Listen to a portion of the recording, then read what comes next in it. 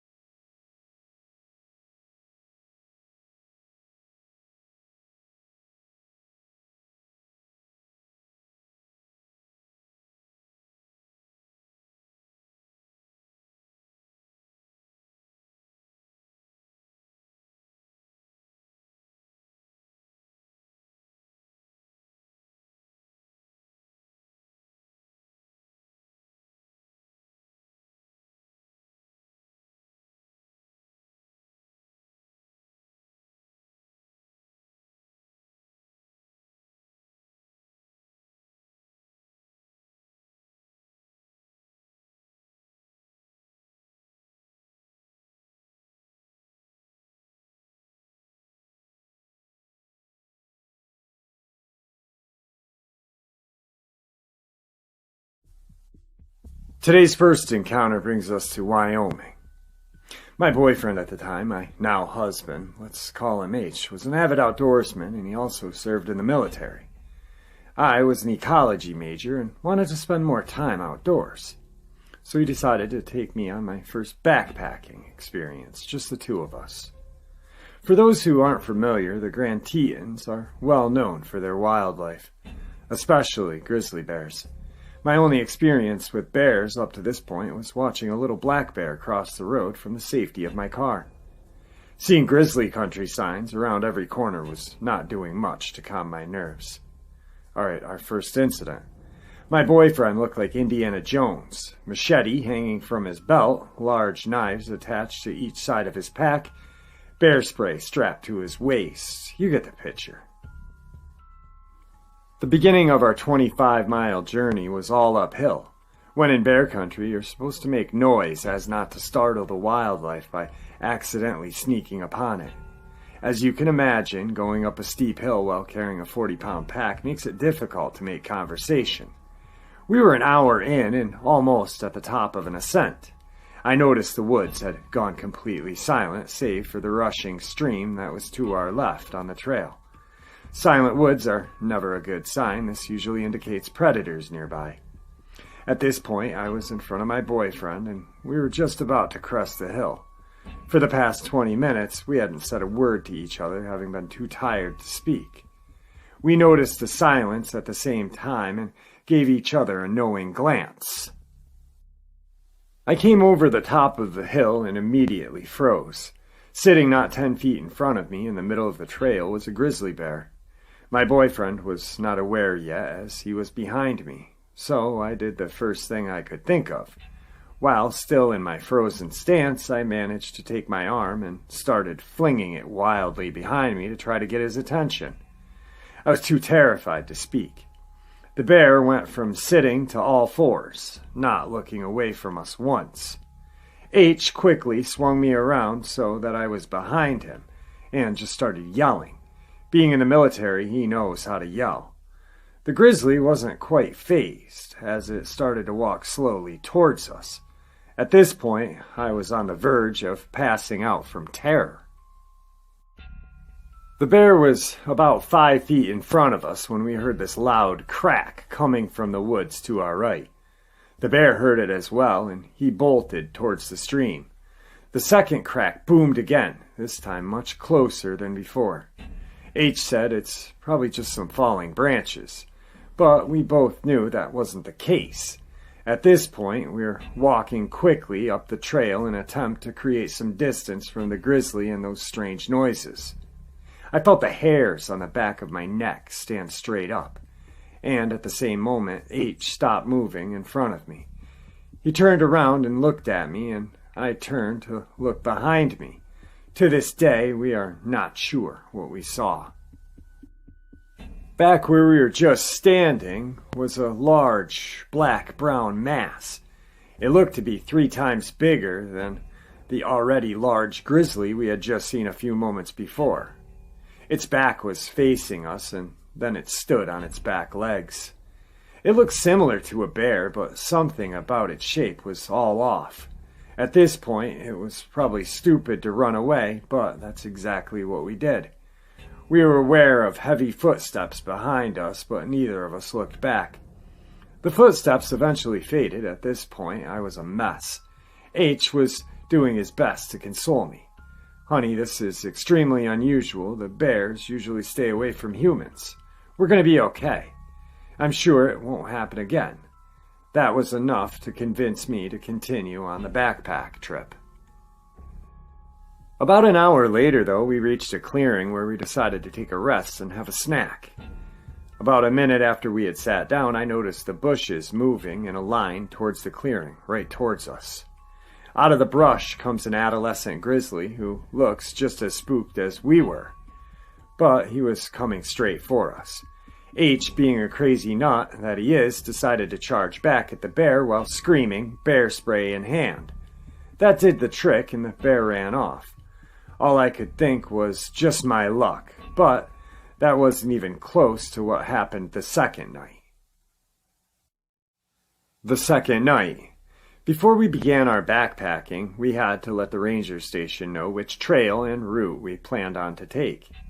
With this information, they usually sent a ranger on horseback at some point during the backpack to check on you and make sure everything was okay. There were not many approved trails left for us to choose from, and it was just our luck that they were the most difficult. Apparently, over the 3 days, we were the only ones on those trails. We didn't see a single other hiker once we were on that route. Anyhow, I guess we missed the ranger who came to check on us. We had been following hoof prints the entire second day, and we didn't see any the day before. I had some foot problems, so we spent a valuable daylight trying to adjust my bootlaces socks to compensate for the pain. When we started on the trail again, we made it about an hour or two of daylight left, and in the woods it gets dark fast. I was exhausted. It was just now dark out, and H was the only one with a working headlamp, as mine wouldn't turn on for some reason. We needed to find somewhere to set up camp, as we still needed to eat. It was freezing and the wind was blowing. It was creating a howling sound as it rushed through the trees, which made it difficult to hear H or discern any other sounds coming from the woods. After another hour of hiking through the dark, we found a clearing. Well, it was more like a bowl. It looked to be about 200 meters in diameter, with the sides being 10 meters down from the trail to the bottom of the clearing. This place was strange, and we both felt it, though he didn't tell me how freaked out he was till after we had left. There was no moonlight, so all we had was the illumination from his headlamp, our small camp stove, and the flashlight I had fished from my pack. Half the trees were dead and fallen just in the bowl. The vegetation everywhere else was very dense. To help alleviate my anxiousness, he started playing Ninja Sex Party out on our portable speaker. This didn't help much, it just echoed off the trees, creating a dissonance of sound. He also thought it would ward off any predators nearby. This is when we knew our anxiousness wasn't paranoia. The silence was back. There hadn't been a single bird chirp since we arrived at the clearing. It also may have had to do with the obnoxious music, because the previous experience we decided to turn off the music and head into the tent. Also, it was freezing. As soon as we were situated in our sleeping bags, we heard deep cracks and thuds echoing from beyond the tree line. Falling trees? There had been a lot of wildfires and very little rain this season. Thud! We both froze. That sound was not an echo. It came from inside the clearing, definitely not a falling tree. Thud! It came from right side of our tent. We both stopped breathing. H's hand found mine, and we clung to each other paralyzed. Something dragged across the outside of our tent, making an indent as it went along. It was thin, almost like a finger. "What is it?" I whispered, shaking. "I don't know. Shouldn't be a person. We're the only ones on this mountainside." I was trying my hardest to stifle the sobs, trying to listen to whatever was outside. I could hear steps, but couldn't decipher what it was. The steps stopped, and then the whole side of the tent was slowly pushed inward. At this point, whatever was outside knew we were inside, so I flashed my flashlight at the side of the tent. What I saw made my blood run cold. It was the shape of a human face pressed into the tent wall. I could make out a nose and an open mouth. Each time they breathed, it made the tent around their mouth billow in and out. H said "fuck that" and pulled the Glock from his sleeping bag, cocked it, and the sound shattered the silence. The face pulled back, and we heard fast footsteps heading towards the edge of the clearing. We didn't leave the tent till the sun came out the next morning. The first thing we noticed was the smell of urine. We came out of the tent and looked around. Whoever it was had peed on our coals, and we had left in the fire, leaving a disgusting stench of evaporated pee. Large footprints surrounded our tent, circling around multiple times. Muddy handprints decorated the outside of our tent as well. Well, we think it was mud at least. The takeaway: wildlife is not the most dangerous thing in the backwoods. Today's second encounter is a Dogman encounter. 11 years ago, my husband and I were outside working on our driveway. It was about 9:30 at night, and it was dark out. I was raking at the end of our driveway. My husband was stacking wood. We both had our headlamps on so we could see what we were doing. So as I'm finishing up raking, I hear something really big running up our hill towards our driveway. I can hear each step it was taking. I thought maybe it was a bear because of how the footsteps sounded. You know, like there was some weight behind it. My husband heard it as well. He came running towards me and then past me into the road, chasing whatever it was. So I say to him, "What the hell are you doing?" He said, "I'm chasing it away from our property. I don't want it to come around our property again." Then I say, "Stop, you're crazy. Whatever it is bigger than you." So he continues to chase it up the hill, yelling and screaming at it to get out of here. He's yelling, "Go on, get!" At the top of our hill is a cul-de-sac with a streetlight. I'm scared as hell, so I'm staying back a little bit. But I'm curious what it might be as well. So I continue up the hill behind my husband.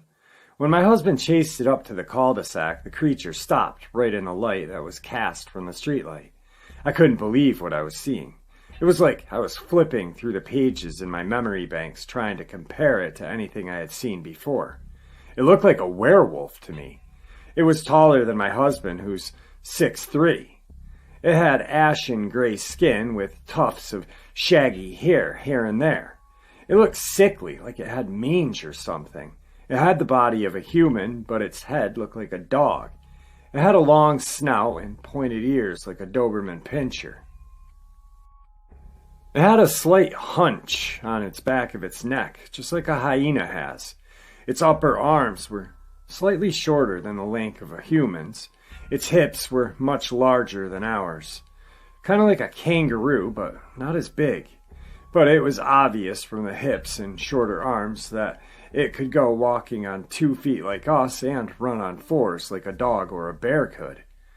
So when it gets into the light of the streetlight, it stopped and turned to look at my husband, who's still yelling at it, "Go on, get!" And the creature was pissed. I really think that because I don't think it liked being in the light. But when it turned to look at him, it snarled and growled at him for a second or two, and then, with 2 long footsteps, it shot into the woods just above our house. My friend and neighbor asked me to come down to her house a couple of weeks ago because another one of our neighbors that lives above our house, just past the woods that werewolf thing disappeared into, was at her place, and she said we needed to talk. So I went down there and she introduced us, and come to find out he had seen this werewolf thing in his yard as well, bent down on one knee drinking water out of a puddle. My sighting was 11 years ago and he had his sighting 3 years ago. I'd heard of one other sighting about 7 years ago just above our house, and another one in Quilcene, Washington, which is a town just north of ours. I live in Brinion, Washington, and my husband and I know the woods around here like the back of our hands. I've seen and heard a lot of strange things in these woods, but nothing even compares to seeing what I saw that night. Today's third and final terrifying encounter brings us to Stockholm. Okay, this has never happened before to me. It all started me reading horror stories on Reddit, mainly on the community No Sleep. Reading and reading made me want to read more, and even terrified me more. Little did I know this would actually happen to me in real life. I hardly believe in ghosts or unexplainable phenomena. I either think it's bullshit or it's some other kind of natural thing everyone has seen in their life before. But then I get stuck on this one story about a creature that can change shape between people and animals, opening its mouth like a robot that malfunctioned. But this creature scared the hell out of me, calling it a Skinwalker, basically a human and an animal put together to make some sort of thing that doesn't make sense. Now, I'm really never alone. In fact, Stockholm is a packed place. There's hardly any woods. But as you move further away from the middle of the city, that's where the long sticks with the greens show up. And Sweden is well known for their massive forests. I'm really not even exaggerating. Anyway, after a couple of months pass by, this story is about to leave my head. Before this one day, while in the middle of nowhere, I hear a loud scream outside of my house. sounding like a person's lungs are filled with water, and then shouting the highest they can. This scared the crap out of me, especially after reading the Skinwalker experiences other people have had. I'm with my 9-year-old brother home alone. It's 20 past midnight, and he's playing Fortnite with my cousin. Anyway, I tell him I'm going outside to check and see what's going on, and he's all good with it. I go outside and, stupidly enough, leave my phone in the house. I go outside and I see someone has tipped over our big garbage can. I go up to it and put it back in its original position. As I'm about ready to head back inside, I hear it. The heavy footsteps behind me. I turn around and see nothing, and from approximately 100 feet or 30 meters from my yard is where I see it. Its red, bloody eyes are staring through my soul. It's on its 4 arms or legs or whatever, and it's just staring at me. It was so dark out, so I couldn't tell what color the creature was. This was not an animal or a dream. I've never seen animals' eyes so bright in the dark, not even owls. As I approach my door, not leaving the creature with my eyes, I lock the door and tell my brother to shut down the game and hand me my phone. I take a sneak peek through the window and see that it's on our front yard, making the weirdest noises, while looking inside our trash as it had found something. And as soon as I'm about ready to call the police, I get straight up eye contact with it again. I honestly can't explain how terrified I was at this point. I quickly dialed an emergency service number and started talking to them. I was speechless and they kept telling me to speak up. I had already walked away from the window at this point. The police had never came. The creature had to have left because the last thing I saw of it was its footprints on our yard. I haven't gone outside of the house since today. I'm too scared of that creature, whatever it was.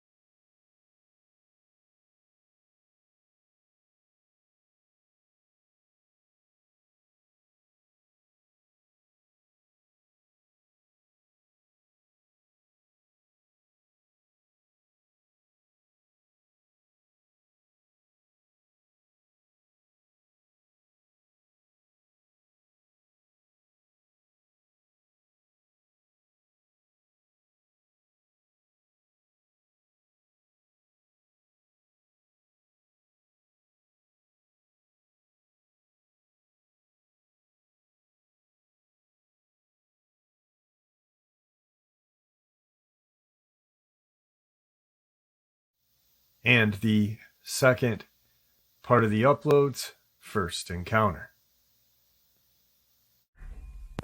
I've seen this maybe once, possibly twice in my lifetime.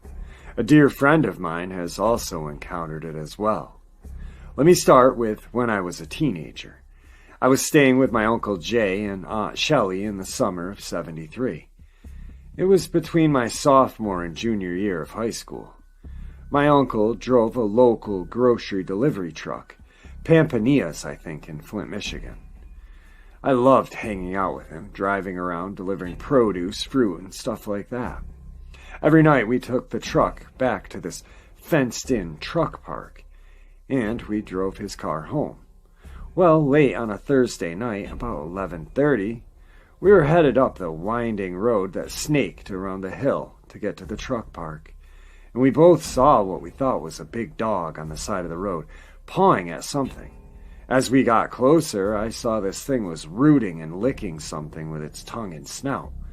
Then the SOB stood up. This was no dog.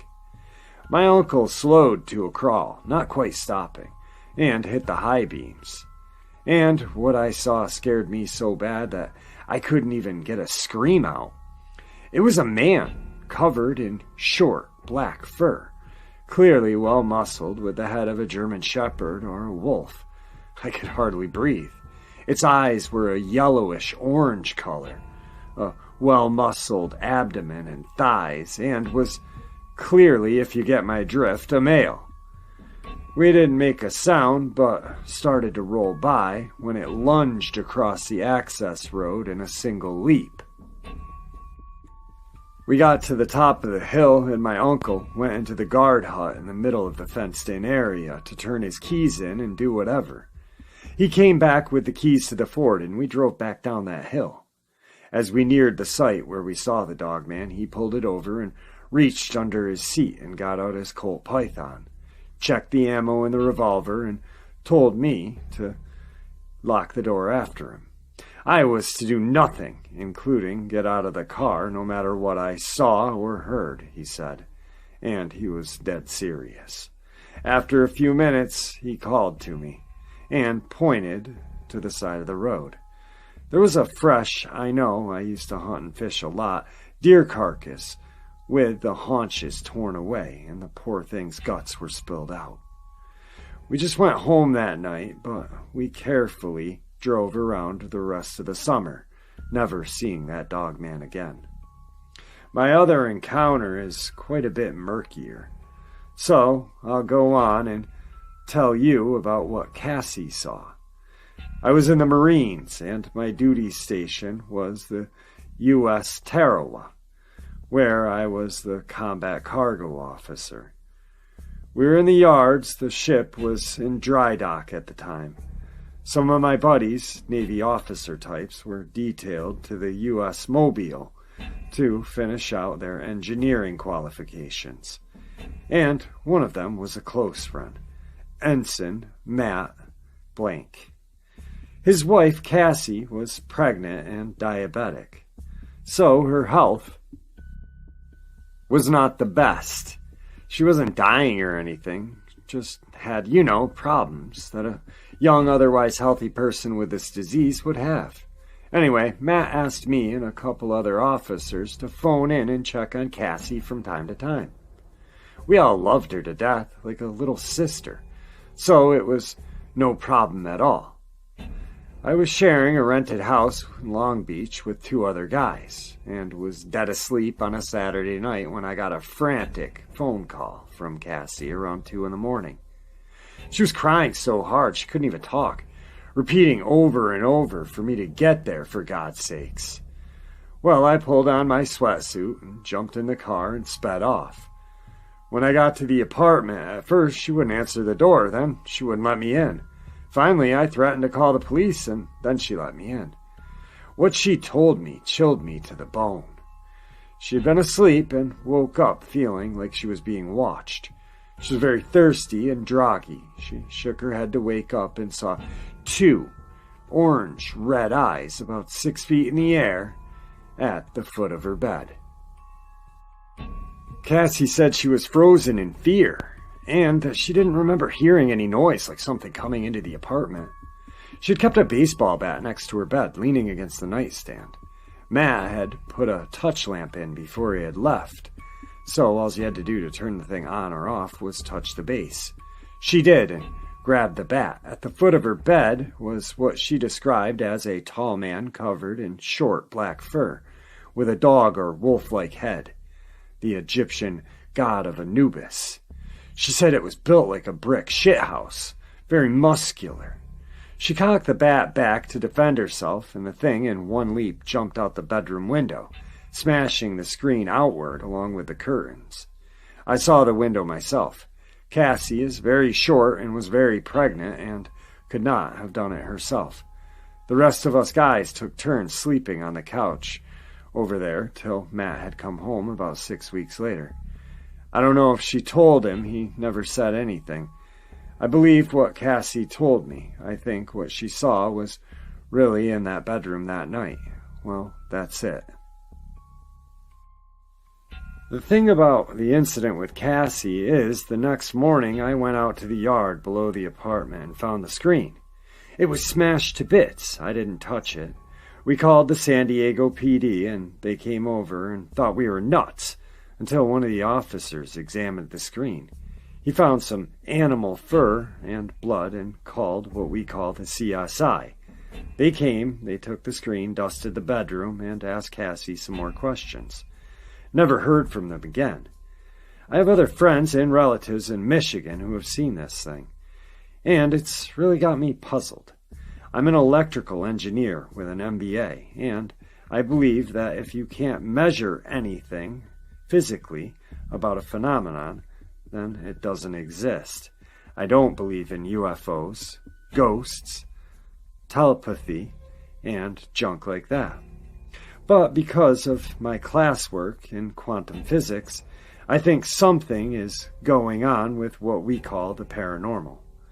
But it is perfectly explainable as the quantum interaction phenomena. If nothing else, you can cop to the Heisenberg uncertain principle and say you just don't know what you know. But this thing, Jesus, what is it? It can't be a hallucination. I know too many people who have seen the same exact thing. Today's second encounter. A high-security clearance employee of Mitchell Airport in Milwaukee who sighted the Dogman 3 times now. Twice in mid-February, and then again April of 2006, while making his drive to work in the wee hours of the morning. The creature was spotted at approximately 3 in the morning on the same 3 to 6 mile stretch of the road each time. It was first observed crouching in a ditch, then rising easily to stand on 2 legs, with its arms at its side. The tail was long and full, about 18 inches. He estimates. He says he has seen this creature cross the road on all 4s as well, and estimated it was at least 5 feet long from nose to rump, and its back stood almost 3 feet off the ground. It appeared unafraid of him and stared at him with yellow, glowing eyes. When it stood, it appeared slightly hunched over. Today's third Dogman encounter. I have a whole new view on this whole werewolf Dogman type creature after nearly flattening one with my car today. This thing was definitely bipedal, and it took place at 3 in the morning. It was slightly foggy, and I was traveling on a road that I travel twice daily, so I know it well. I suddenly sensed an animal-like presence and instinctively started to brake in case of a deer. I'm what people refer to as a sensitive or a psychic. I suddenly felt 2 eyes on me and looked to my left, and I saw, not more than 15 feet away, a large, pale brown, hairy creature standing there, maybe 6 to 7 feet in height. It was tall and lanky, but yet oddly muscular in size, almost a rounded look to it, also like it was streamlined for wind resistance. I barely noticed its ears. My gaze was caught in its eyes. The eyes I remember very well, large and alert, semi-resemblant face of a human, but largely distorted in some way.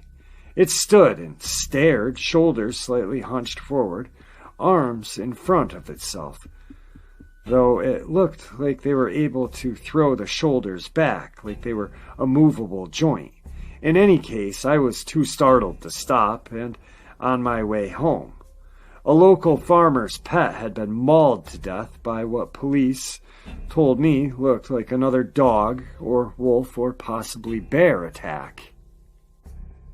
They then taped off the area and wouldn't talk much about it to me. Today's fourth and final Dogman encounter. One night, my friend and I saw what we think is a Dogman. I live in a farming community, and one night, my girlfriend and I were outside on a warm summer night. We heard this heavy footing coming through the cornfield, when this dog-like thing leaped up onto the shed and looked at us with a growl. I've never seen anything like this before. When my friend and I saw this, we were frightened and ran inside. Later on, my friend told me a day earlier they were chased through the cornfield by this thing. The dogman we saw never hurt us. We think he was passing through. I think he knew we weren't going to bother with it and just wanted us to know that it was there.